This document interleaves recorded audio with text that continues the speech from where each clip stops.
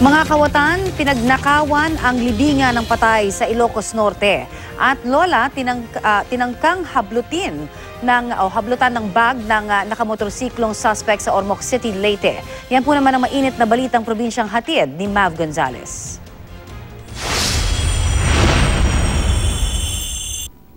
Mag-isang naglalakad ang 76 na taong gulang na si Lola patungo raw sana sa simbahan ng Aradasa Street, Ormoc City, Leyte. Maya-maya pa, makikita rin sa CCTV ang pagdaan ng isang naka-helmet na rider.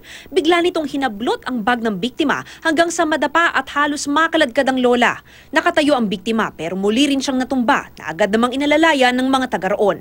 Hindi natangay ng kawatan ng bag pero nagtamo ng bali sa kamay ang kawawang biktima. Patuloy ang investigasyon ng pulisya para matunton ang sospek.